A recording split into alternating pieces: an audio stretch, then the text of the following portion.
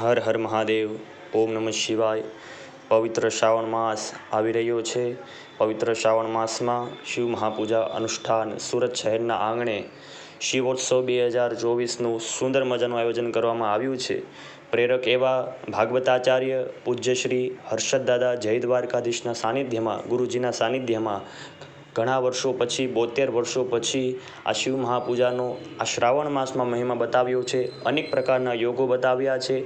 5 સોમવાર આવે છે આ શ્રાવણ માસમાં. સોમવારે શ્રાવણ માસ પ્રારંભ થાય છે અને સોમવારે વિરામ લે છે.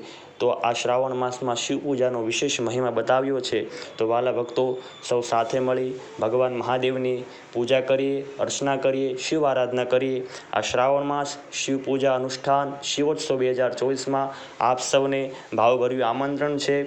આપ સૌને જય શ્રી કૃષ્ણ, રાધે રાધે, હરિઓમ, તત્સત.